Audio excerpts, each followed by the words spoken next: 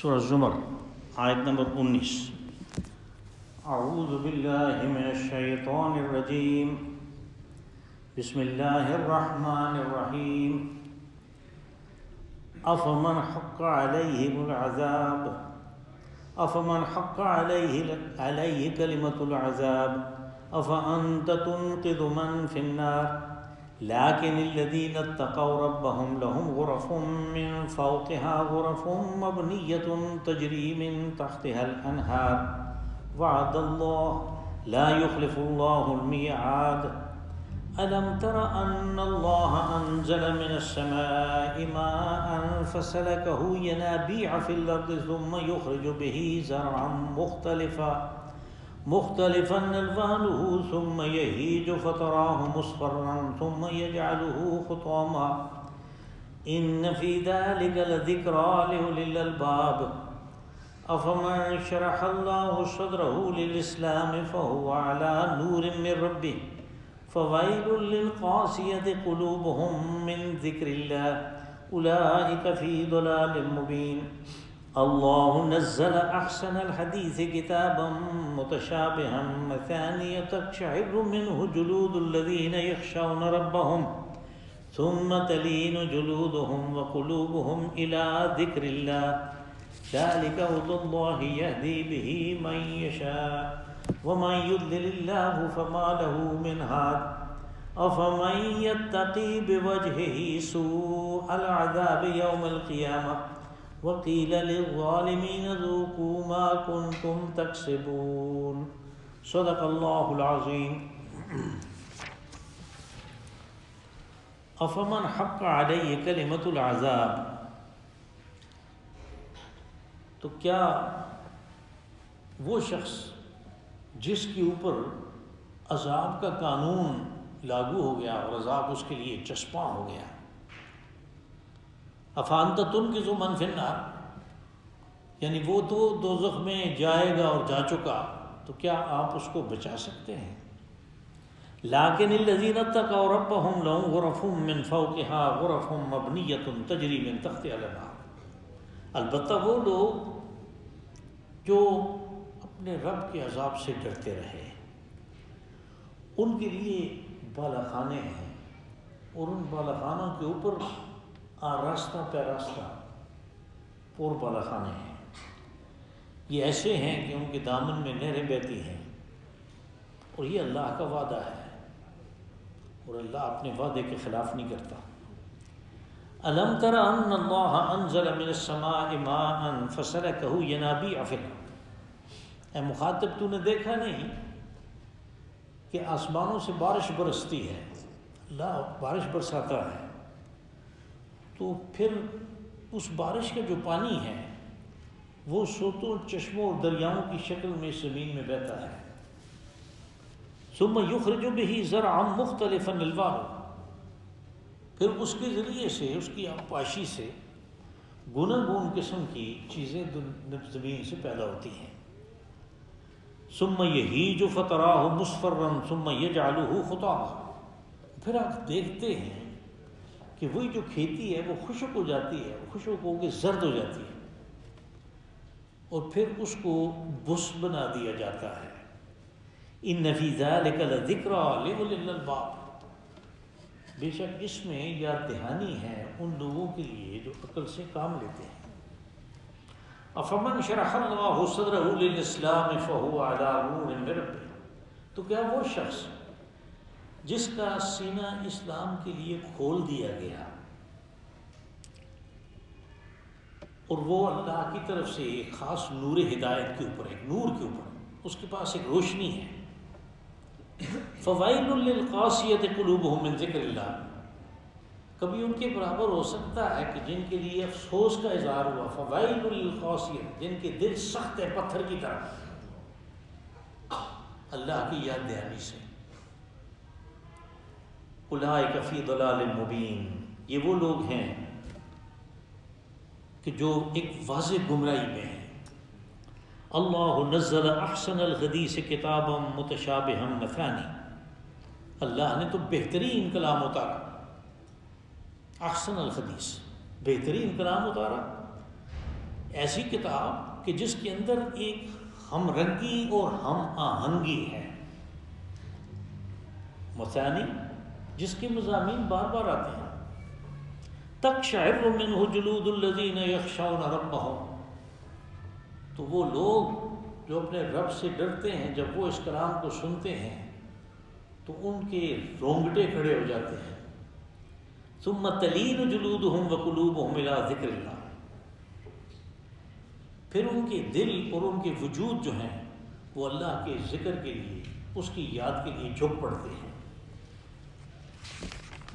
ذالک ھدی اللہ یہدی بہ من یشاء، اور یہ ہدایت ہے جو اللہ کی طرف سے ملی کسی کو، اور وہ جس کو چاہتا ہے ہدایت دیتا ہے۔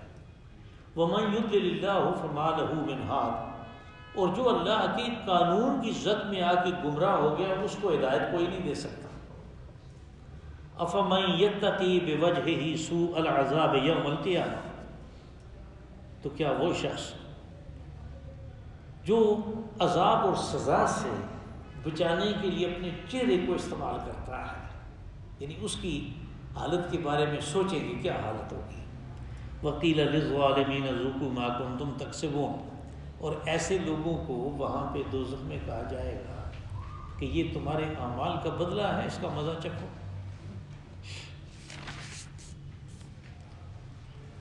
یہاں پہ افمن حق علیہ کلمۃ العذاب، یہ جو کلمۃ العذاب ہے یہ اس قول کی طرف اشارہ ہے جو ابلیس کے ساتھ مکالمہ میں اللہ پاک نے فرمایا، اور وہ کلمہ یہ تھا، یعنی جو فیصلہ تھا وہ یہ تھا کہ تیرے پاس ایک خاص وقت تک مہلت ہے، لیکن جو تیرے پر گلانے کی اس میں آ گئے، چکر میں آ گئے اور پھر وہ گمراہ ہوئے، تو میں تجھے اور ان سب کو، تیرے متبعین کو، تیرے پیروکاروں کو، تیرے جو فالورز ہیں ان کو دوزخ میں بھر دوں گا۔ یہاں اس کو کلمۃ العذاب کہا گیا، اور حق علیہ کلمۃ العذاب یعنی جس کے اوپر یہ قول لاگو ہو گیا، جس کے لیے وہ قانون حرکت میں آ گیا جو اللہ نے بنایا ہے کہ شیطان کی پیروکاری کرنے والے، اس کے پیچھے پڑنے والے، اس کی بات کو ماننے والے وہ دوزخ میں جائیں گے۔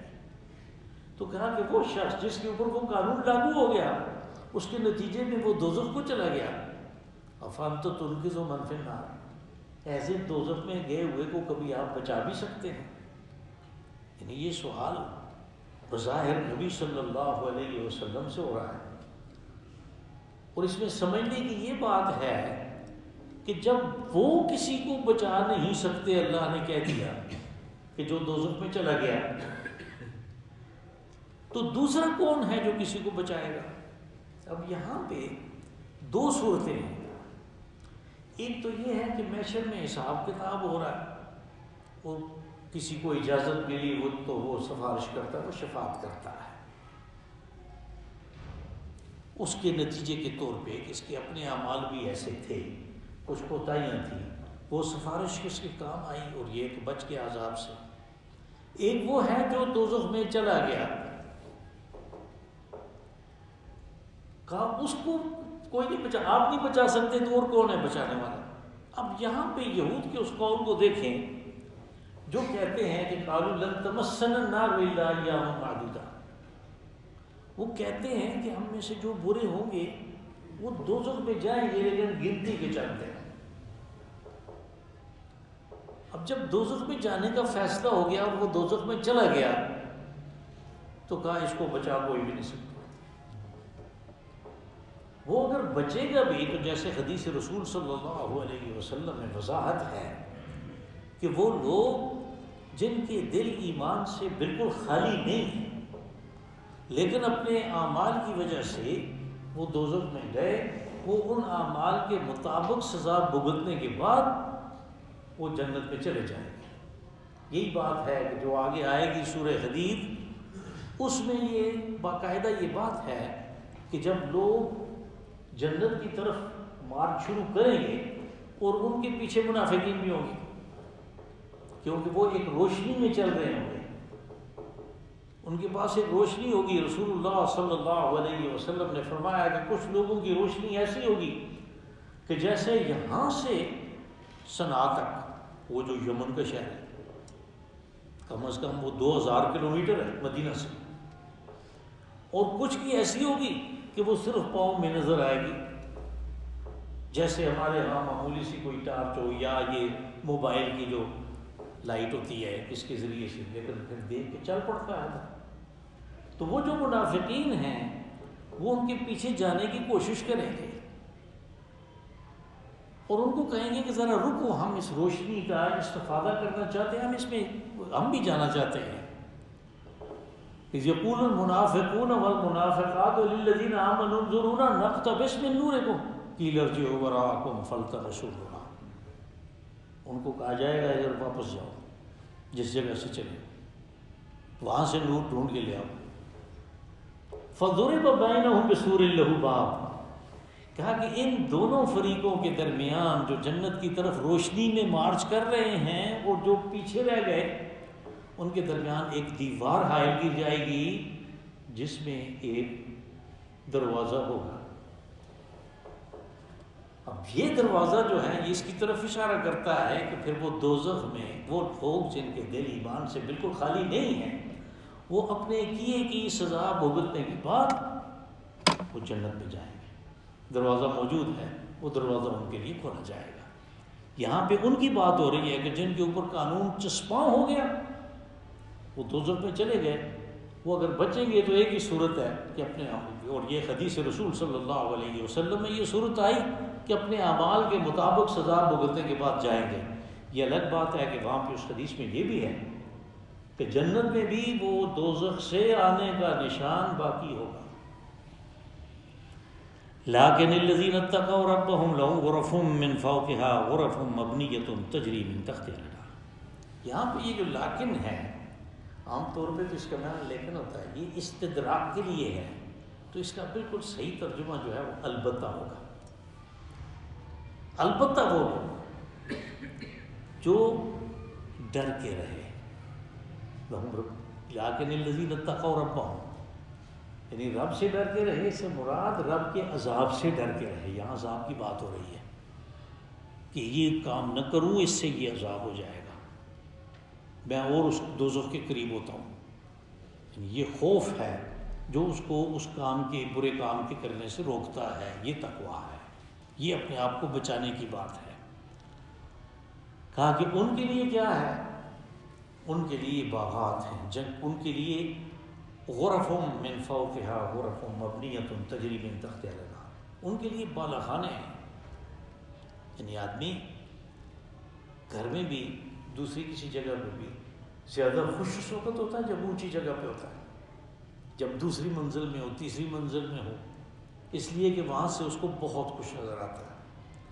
تو کہا کہ یہ ایسے بالا خانے ہیں کہ ان کے اوپر بالا خانے بھی ہیں، یعنی اس کے اوپر اور منزل بھی ہے، اور اس میں کیا ہے کہ مبنیۃ، ویسے تو یہ عمارت کے لیے ہے لیکن یہ جدید عربی میں فرنش کرنے کے لیے بھی استعمال ہوتا ہے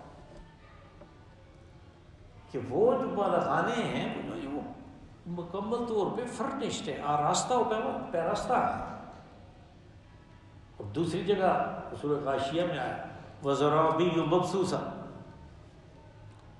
یعنی اس میں وہ قالین بچھے ہوئے ہیں جو وال ٹو وال ہے.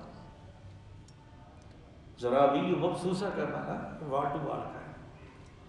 تو اس طرح کے وہ آراستہ قسم کے وہ بالا خانے ہیں، اور پھر وہ بالا خانے بھی ایسے ہیں کہ تجری من تحتها الانہار، یعنی ان کے دامن میں نہریں بھی ہیں، جو اور انسان کے لیے ایک سکون اور ایک قسم کی طمانینت اور خوشی کا سبب بنتا ہے کہ وہ کسی دریا کے، کسی نہر کے سے اوپر بیٹھا ہوا ہے، اس کے کنارے پہ ہے.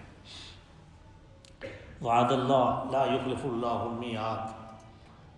اب یہ ان لوگوں کو کہا جا رہا ہے کہ جن کے ہاں آپ جائیں، اس طرف جائیں 500 700 800 1000 کلومیٹر، اس طرف جائیں، اس طرف جائیں، اس طرف جائیں، کسی طرف بھی دریا نام کی کوئی چیز نہیں. وہ دریا جو ہے قریب ترین وہ دجلہ و فرات ہے، 2000 کلومیٹر دور ہے. تو جب ان کو کہا جا رہا ہے تو ان کے ذہن میں تو یہ بات لازمی طور پہ آتی ہے، یہ تو بڑی مشکل بات ہے، دریاؤں کا چلنا، اس لیے کہا وعد اللہ، یہ اللہ کا وعدہ ہے، اور وہ اپنے وعدے کے خلاف نہیں کرتا، پھر دوسرا اس کے لیے کوئی چیز ناممکن ہے ہی نہیں ہے، وہ اگر نہر چلانا چاہتا ہے تو وہ نہر تو چلے گی۔ الم تر ان اللہ انزل من السماء ماء فسلكه ينابيع في الارض۔ اب یہ ایک جو بڑی آیت ہے، اس میں اصل میں وہ بات آخر میں آئی بھی ہے، بالکل آیت کے آخر میں یہ بات آئی کہ ذکر لأولی الالباب، کہ اس میں یاد دہانی ہے عقل سے کام لینے والوں کے لیے۔ اب اس آیت نے اس دوزخ کے حساب کتاب اور اس میں پہلے جو کچھ گزرا پچھلے ہفتے کے درس میں، اور پھر جنت والوں کے پاس کیا ہوگا، وہ کیسے ہوں گے، رہ رہے ہوں گے، اس کی طرف یعنی اچھے کی طرف لپکنے کے لیے اس دنیا میں جو کچھ آدمی کرتا ہے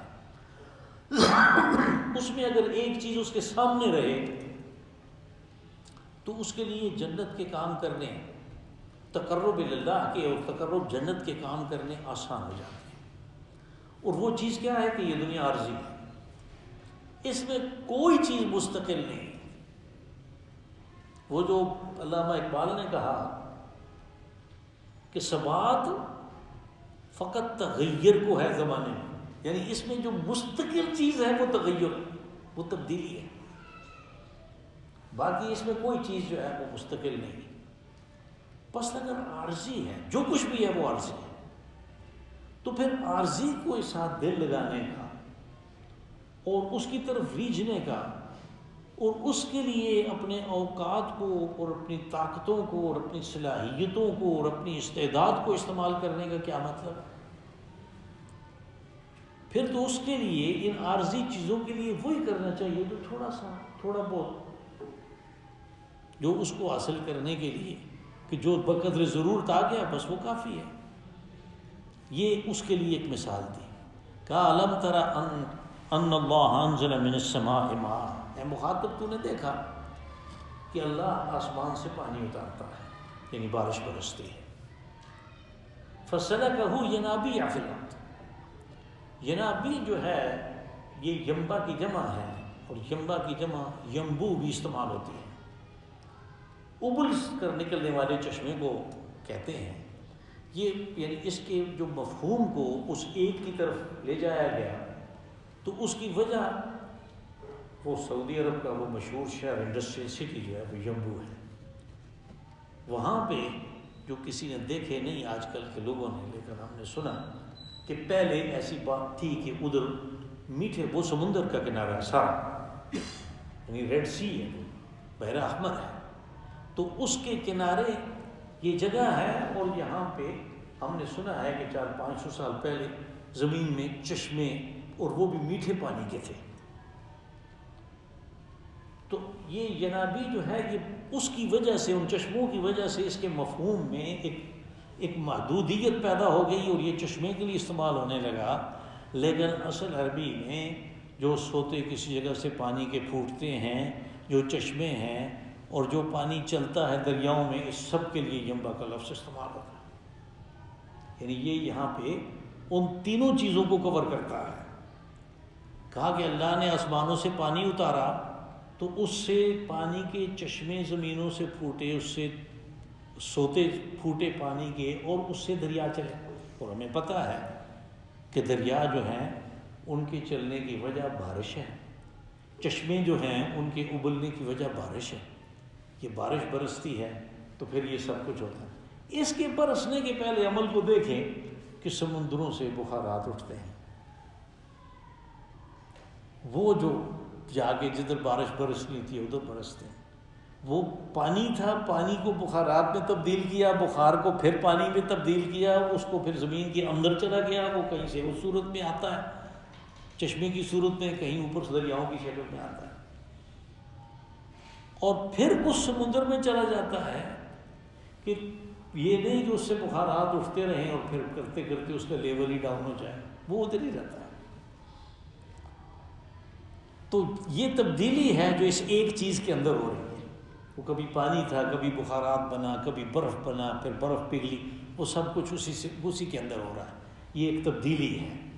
پھر کیا ہوتا ہے کہ اس سے ثم یخرج بہ زرعا مختلفا الوانہ، اسی سے زمینیں سیراب ہوتی ہیں اور لوگ اپنے لیے اور اپنے جانوروں کے لیے اس میں جو کھیتی باڑی کرتے ہیں اس میں یہی پانی استعمال ہوتا ہے اس زراعت کے لیے، آبپاشی کے لیے. اور مختلف قسم کے الوان، ویسے تو لون رنگ کو کہتے ہیں، لیکن یہ تنوع کے لیے بھی استعمال ہوتا ہے.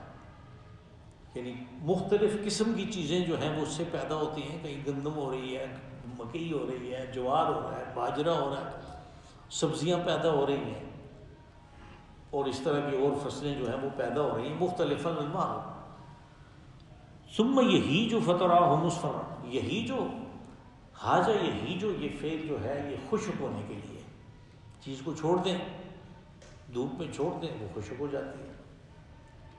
تو یہاں پہ یہ ان پیدا ہونے والی جو کھیتی ہے، جو سبز لہلاتی ہوئی کھیتی ہوتی ہے، تو ثم جو ہے یہ ایک ظرف زمانی ہے کہ کچھ وقت کے بعد آپ دیکھتے ہیں کہ وہ رنگ ہی اڑ گیا، وہ تو سبز رنگ نہیں رہا، وہ زرد ہوگی، بالکل خشک ہوگی اور زرد ہوگی. اب یہ جو کھیتی ہے تو آپ اس کو دیکھتے ہیں، یہ جعلوہ خطاما، اس کے ٹکڑے ٹکڑے کر دیے جاتے ہیں، اس کا بھس بنا دیا جاتا ہے. تو نہ وہ کھیتی رہی، نہ وہ رنگ رہا اس کا، اور نہ وہ چیزیں، اس میں ایک تبدیلی آ رہی ہے، مسلسل تبدیلی آ رہی ہے. آدمی تھا ہی نہیں اس خاندان میں، وہی 3-4 آدمی تھے پہلے سے، ایک اور آ گیا. اب وہ بڑا ہو رہا ہے، خاندان میں ایک آدمی کا اضافہ ہو گیا، اچانک پتہ چلا کہ وہ دادا صاحب فوت ہو گئے ہیں، وہ ایک کم ہو گیا. تو وہ اس کی حالت تبدیل ہوتی رہتی ہے. ہر چیز جو ہے اس کے اندر ایک تغیر ہے، اس کے اندر ایک تبدیلی ہے، اس کے اندر ایک آگے بڑھنے کی ایک چیز ہے. تو جیسے ہر چیز میں اللہ نے یہ رکھا ہے، ایسے اس دنیا میں بھی رکھا ہے. تو یہ تبدیل ہو کے کدھر جائے گی، اس کا بیان ہے قرآن پاک میں کہ یہ تبدیل ہو جائے گی، اس نظام کو ختم کر دیا جائے گا. سورہ ابراہیم میں یہ بات آئی، اور پھر اللہ ایک دوسرے نوامیس، دوسرے قوانین کے تحت ایک اور نظام کھڑا کرے گا جس میدان میں قیامت برپا ہوگی.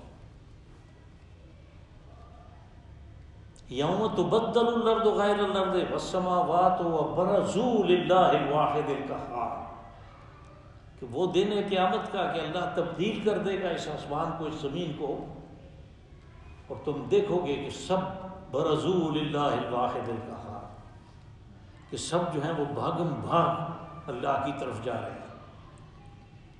یعنی جن کا یہ خیال تھا کہ ہم جو ہی بعثت ہوگی، جو ہی اٹھنا ہوگا ادھر جائیں گے، اس اپنے سفارشی کو ساتھ لے کر جائیں گے، نہیں، اس نے کہا کہ اللہ الواحد القہار، ایک اللہ کی طرف جانا، وہ بتائے گا کیا کرنا ہے. تو یہاں اس کی بات ہو رہی تھی، کہا ان فی ذلک لذکری لاولی الالباب. میں نے کہا تھا کہ آیت کے آخر میں اصل بات ہے کہ اس بڑی آیت میں کیا بتانا مقصود ہے. اس میں یہ بتانا مقصود ہے کہ ہر چیز میں تبدیلی ہے. تم اس بدل جانے والی چیز کے پیچھے کیوں لگے؟ یعنی اگر امارت ہے تو یہ تبدیل ہو جاتی ہے غریبی میں، اگر غربت ہے تو یہ تبدیل ہو جاتی ہے امارت میں، ہر چیز میں تبدیلی ہے. تو تم اپنے اوقات جو ہیں وہ اس کے پیچھے برباد نہ کرو جو ہاتھوں سے نکل جانے والی ہے، بلکہ اپنے اوقات کو، اپنی استعداد کو، اپنی صلاحیت کو اس کے لیے استعمال کرو جو مستقل ہے، جس نے تبدیل نہیں ہونا. لا یبغون عنہا حولا، اس میں سے کوئی تبدیلی نہیں چاہے گا، اور جب نہیں چاہے گا تو تبدیلی ہوگی نہیں. تو وہ مستقل ہے، وہ جنت کا، اس کے پیچھے جاؤ. اس میں یہ نشانی ہے، ذکر لأولی الالباب، عقل والوں کے لیے یہ نشانی ہے اس میں. افمن شرح اللہ صدرہ للاسلام فہو علی نور من ربہ. اب یہ سوال ہے، حمزہ جو شروع میں ہے افمن، یہ استفہامیہ ہے، سوال ہے کہ کیا وہ شخص جس کا سینہ اللہ نے کھول دیا اسلام کے لیے، شرح اللہ، اس کو شرح صدر ہو گیا، جو اردو میں ہم استعمال کرتے ہیں، یعنی اس کا سینہ کھل گیا. افمن شرح اللہ صدرہ للاسلام فہو علی نور من ربہ، تو یہ وہ شخص ہے کہ جو جس کے پاس ایک روشنی ہے اپنے رب کی طرف سے. فہو علی نور من ربہ، جس کے پاس ایک نور ہے اپنے رب کی طرف سے. اب اس کا مقابلہ کس سے کیا گیا؟ فوائل للقاسیۃ قلوبہم، کہ یہ تو ایک طرف رہے، دوسرے وہ ہیں کہ جن کے دل پتھر کی طرح سخت ہے. قاسیہ اصل میں تو حجر قصوہ کہتے ہیں اس پتھر کو کہ جو بہت سخت ہوتا ہے، اس سے یہ لیا گیا. قاسیۃ قلوبہم، جن کے دل پتھر کی طرح سخت ہے، سخت پتھر کی طرح سخت ہے. فوائل للقاسیۃ قلوبہم من ذکر اللہ، کس چیز سے سخت ہے؟ وہ کس چیز کو قبول نہیں کر رہے، اندر نہیں جانے دے رہے؟ اللہ کے ذکر کو. یہاں پہ من ذکر اللہ، جو ذکر ہے یہ قرآن پاک ہے، اور آگے جو اب مضمون آ رہا ہے سارا وہ قرآن پاک سے منہ موڑنے والے، اس سے اعراض کرنے والوں کے لیے ہے. کہ یہ دونوں آپس میں کبھی برابر نہیں ہو سکتے. کس لحاظ سے؟ انجام کے لحاظ سے. اب جس کا سینہ اسلام کے لیے کھل گیا اور جس کا دل سخت ہو گیا، تو یہاں پہ یہ جو قاسیۃ قلوبہم ہے، اگر کسی کا بالکل عام تھا، نہ اس کا سینہ اسلام کے لیے کھلا ہوا تھا اور نہ وہ کفر میں بہت سخت تھا، تو وہ اگر کفر کی طرف، اس انکار کی طرف بڑھتا ہے، تو قاسیۃ قلوبہم کو پہلے ایک درجہ آتا ہے جس کو کہتے ہیں ضیق الصدر، دل کی تنگی، دل کا بھیجنا، یعنی آدمی بات نہیں سننا چاہتا، اس کو اس بات میں کوئی مزہ نہیں آ رہا. اس کے بارے میں یہ ہے کہ یہ کسی بھی وقت پیچھے کی طرف مڑ سکتا ہے. جو قاسیۃ قلوبہم میں وہ وہی ہیں جن کے بارے میں کہا گیا کہ دلوں پہ موت مار دی گئی ہے، کیونکہ انہوں نے اتنا زمانہ انکار کیا، اتنی مخالفت کی، اتنا وہ اس کے خلاف اپنے آپ کو استعمال کرتے رہے اس چیز کو روکنے کے لیے، اس دعوت کو روکنے کے لیے، کہ اب ان کی واپسی کا کوئی امکان نہیں ہے. فوائل للقاسیۃ قلوبہم من ذکر اللہ، کہ جنہوں نے قرآن پاک کی مخالفت میں، اس کی طرف سے اعراض میں، اس کی طرف سے منہ موڑنے میں اپنے آپ کو آخر تک لے گئے، کہا یہ ان کے برابر کبھی نہیں ہو سکتے جن کا سینہ اسلام کے لیے کھول دیا گیا. اولئک فی ضلال مبین، کہا یہ لوگ وہ ہیں کہ جو ضلال مبین، ایک واضح قسم کی گمراہی میں ہیں، وہ جا رہے ہیں، سرپٹ بھاگ رہے ہیں کدھر؟ دوزخ کی طرف. اللہ نزل احسن الحدیث کتابا متشابہا مثانی، اب وہ جو قرآن پاک جس سے وہ اعراض کرتے ہیں، اللہ نے اس کو بیان کیا. اللہ ہی بیان کر سکتا ہے، اس لیے کہ یہ اس کا کلام ہے کہ میں نے یہ کیا چیز بنا کے تمہیں دی ہے. کہتے ہیں احسن الحدیث، بہترین کلام، کتابا متشابہا، ہم رنگ ہے، ہم آہنگ ہے، یعنی اس میں ایک کنسسٹنسی ہے. وہ کیا ہے؟ عقائد کے اعتبار سے وہ توحید کو بیان کرتا ہے، وہ رسالت کی ضرورت کو بیان کرتا ہے، وہ صراط مستقیم کی تمام قسم کی جو نشانیاں ہیں ان کو بیان کرتا ہے، وہ اس صراط مستقیم پہ چڑھنے کو بیان کرتا ہے. لیکن کیا ہے؟ مثانی، کہ وہ چیز جو ہے وہ بار بار دہرائی جا رہی ہے، اب وہ ایک ہی طریقے سے نہیں دہرائی جا رہی. مثانی بار بار آنے والے وہی مضمون ہے جو اس میں بار بار آتے ہیں، لیکن مختلف طریقوں سے، مختلف اسالیب سے، مختلف ڈھنگ سے آتے ہیں. اس لیے کہ یہ قرآن پاک پوری کی پوری انسانیت کے لیے ہے، یہ ہر قسم کے لوگوں کے لیے، اور ذہنی اعتبار سے ہر قسم کے لوگوں کے لیے ہے، سمجھنے کے لیے ہر قسم کے لوگوں کے لیے۔ تو اس کے اندر جو مختلف تنوع ہے، جو بار بار آنا ہے، وہ کبھی کس قسم کے لوگوں کے لیے ہوتا ہے، کبھی اس کے لیے ہوتا ہے، کبھی دوسری سمجھ والوں کے لیے ہوتا ہے، کبھی اس کے لیے ہوتا ہے، لیکن وہ بیان کرتے ہوئے اس کا جو اصل مضمون ہے، اس میں جو کنسسٹنسی ہے، وہ بالکل ڈسٹرب نہیں ہوتی، وہ ہم آہنگ ہے اور ہم رنگ ہے۔ یہ مفہوم ہے متشابہ مثال تقشعر منہ جلود الذین یخشون ربہم، کہ وہ لوگ جو اپنے رب سے ڈرتے ہیں، خشیت رب یعنی اپنے رب کی جو کبریائی ہے، اس کا جو عزیز ذو انتقام ہونا ہے، اس کی جو صفات ہیں وہ سامنے رکھ کے، اس لیے کہ اللہ سے تعارف ہمارا اس کی صفات کے ذریعے سے ہے، اس کی ذات کے ذریعے سے ہم تعارف نہیں حاصل کر سکتے، گمراہ ہو سکتے ہیں، تعارف نہیں حاصل کر سکتے۔ تو یہ اس کی صفات کو سامنے رکھتے ہوئے کہ یہ اس کا کلام ہے،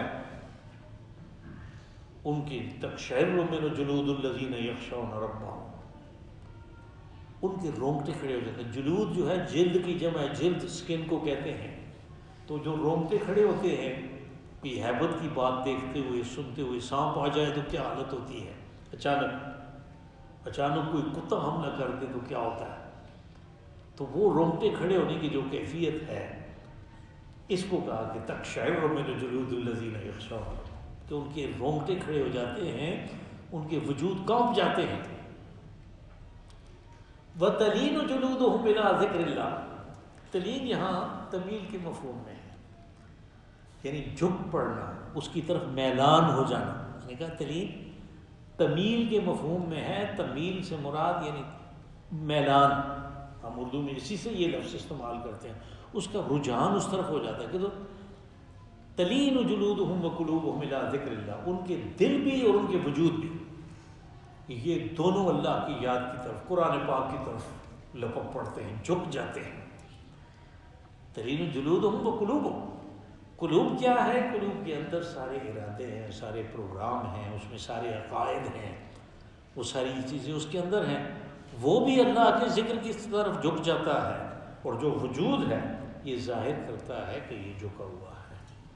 اور یہ اصل جھکنا جو ہے، یہ اصل میلان جو ہے، یہ نماز میں ہوتا ہے، اس لیے اس کو بھی ذکر کا اقیم الصلاۃ لذکری، تو یہ ذکر جو ہے یہ بار بار آتا ہے۔ ذالک ھدی اللہ یہدی بہ من یشاء، کہا یہ اللہ کی طرف سے ہدایت ہے جس کو مل گئی۔ اب یہ ہدایت ویسے ہی اس نے تقسیم نہیں کی کہ اس کو ہدایت دے دو، اس کو نہیں دو، نہیں، اس نے ہدایت کے لیے قانون بنایا، جو اس قانون پہ چلے گا وہ ہدایت حاصل کرے گا۔ اس نے گمراہی کے لیے قانون بنایا، جو اس قانون پہ چلے گا وہ گمراہ ہو جائے گا۔ چونکہ یہ اس نے بنائے ہیں قوانین، اس لیے اس نے ہدایت دینے کی اور گمراہ کرنے کی نسبت اپنی طرف کی ہے، کہ ان قوانین کی ذات میں اصل میں آ کے ہوتا ہے گمراہ، وہ قوانین اس نے بنائے کہ یہ ہدایت کا قانون ہے، اس پہ چلو ہدایت پاؤ گے۔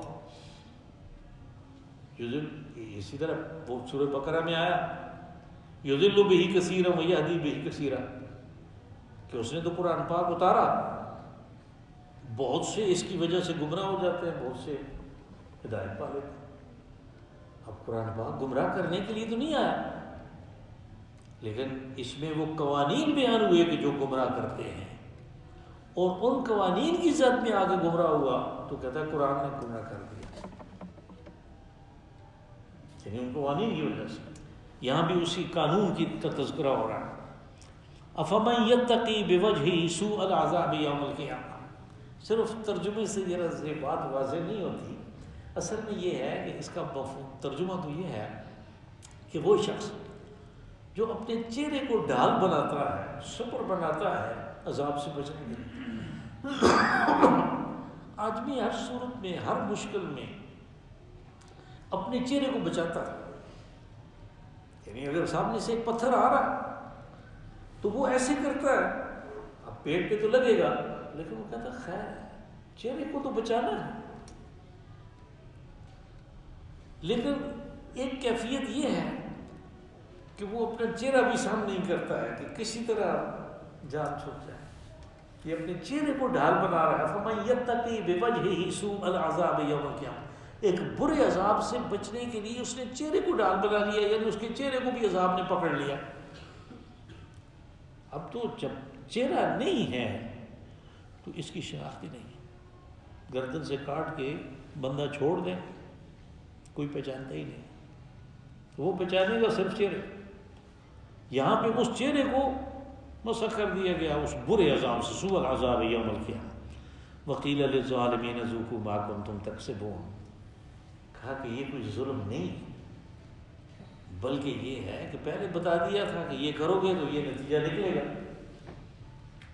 تو اس وقت بھی انہیں یہی کہا جائے گا کہ تم خود اپنے لیے یہ سارا کچھ انتظام کر کے آئے ہو، اپنے لیے تم نے یہی کیا ہے، کمایا ہے. تکسبون، کسب کیا، یہ کمایا تم نے، اب اس کا مزہ چکھو. اللہم صلی وسلم وبارک وانعم علی عبدک ورسولک ونبیک محمد